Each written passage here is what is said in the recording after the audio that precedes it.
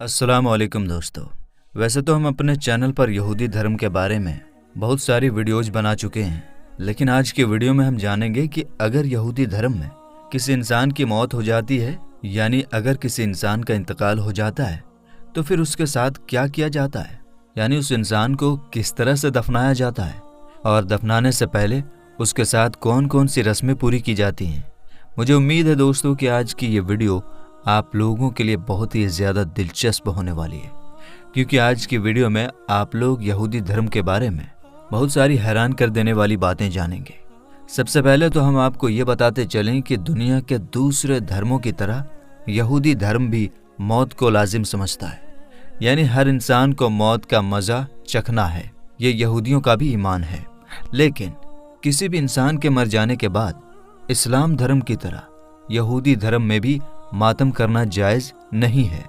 यही वजह है कि जब कभी भी यहूदी लोगों के किसी भी अपने प्यारे की मौत हो जाती है तो वो इसको अपने खुदा का फैसला मानकर खामोश बैठ जाते हैं।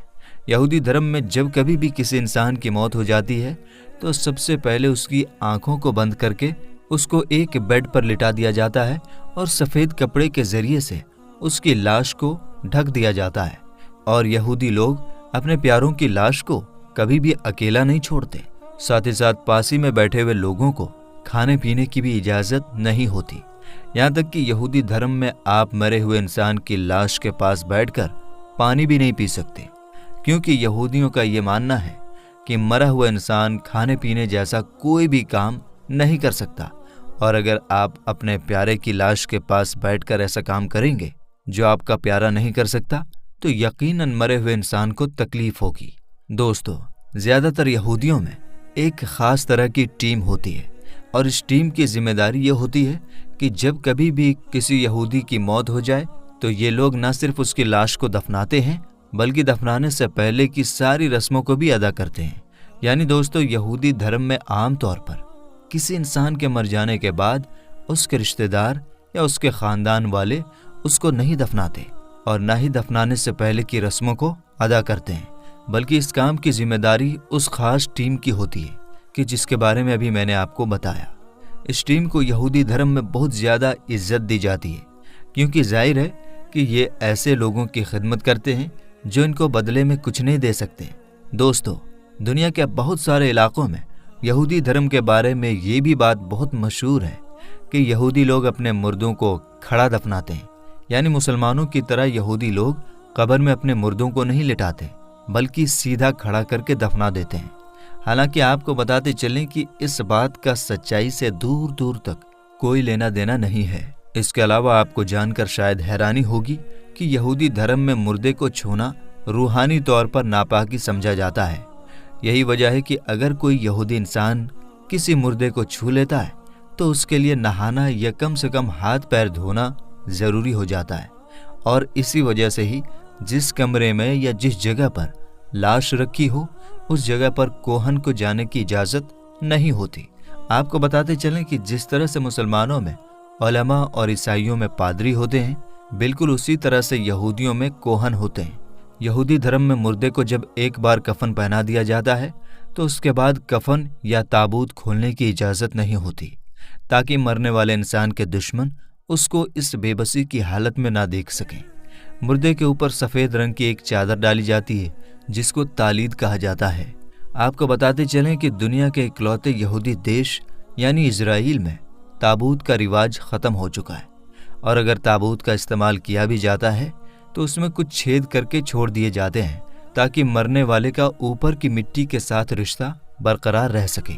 यहूदी धर्म में एक मशहूर रस्म ये भी है कि जब किसी इंसान की मौत हो जाती है तो उसको दफनाते वक्त उसका कोई सबसे करीबी रिश्तेदार यानी बाप, बेटा, भाई एक हाथ में मुट्ठी भर मिट्टी लेकर उसके कफन में डाल देता है, क्योंकि यहूदियों का ये मानना है कि मरने के बाद इंसान की पूरी बॉडी मिट्टी में मिल जाती है, इसलिए ज़रूरी है कि कम से कम थोड़ी सी मिट्टी तो उसके कफन में उसका कोई करीबी रिश्तेदार ज़रूर डाले। दोस्तों, यहूदी धर्म में लाश को हुनूद करवाना या फिर लाश को जलाना नाजायज़ समझा जाता है, यानी यहूदी हर हाल में अपने मरने वाले इंसान को दफनाते ही हैं। इसके अलावा यहूदी धर्म में किसी इंसान के मरने के बाद उसकी लाश को जितना जल्दी मिट्टी में दफना दिया जाए उतना ही बेहतर है। आप लोग अगर यहूदियों के इतिहास को पढ़ेंगे तो आपको पता चलेगा कि हमेशा से ही यहूदी लोग किसी भी इंसान की मौत के बाद उसे फौरन ही दफना दिया करते थे। इसके पीछे कई वजह थी। एक वजह तो ये थी कि मिडल ईस्ट की खतरनाक गर्मी की वजह से उन लोगों को ये डर सताता था कि कहीं हमारी लाश सड़ न जाए। इसके अलावा एक वजह यह भी थी कि क्योंकि यहूदी लोगों का ये मानना था कि अगर वो मरने के बाद किसी इंसान को जल्दी नहीं दफनाएंगे तो मानो वो उसके घर वालों की बेइज्जती कर रहे हैं। आपको बताते चलें कि मरे हुए इंसान को जल्दी से जल्दी दफनाने की इस रस्म को फॉलो करने की वजह से यहूदियों के इतिहास में कई बार ऐसा हुआ कि कई जिंदा लोगों को ही मुर्दा समझकर दफना दिया गया, जिसके बाद बहुत सारे लोगों ने तो कब्र में ही दम तोड़ दिया, जबकि बहुत सारे लोग बड़ी मेहनत मशक्कत करने के बाद अपनी कब्र से बाहर निकलने में कामयाब हो गए थे।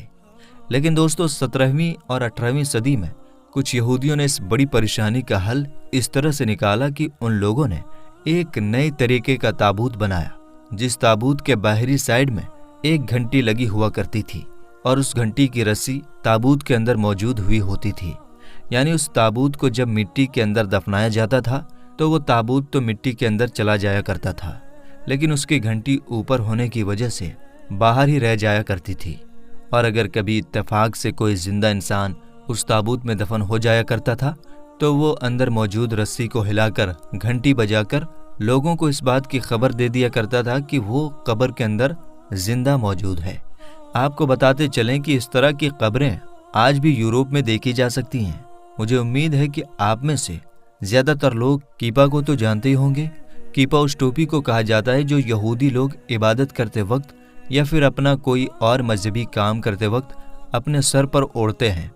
जब किसी इंसान की यहूदी धर्म में मौत हो जाती तो उसको दफनाते वक्त इसी कीपा को या तो उसके सर पर ओढ़ा दिया जाता है या फिर उसके सीने पर रख दिया जाता है।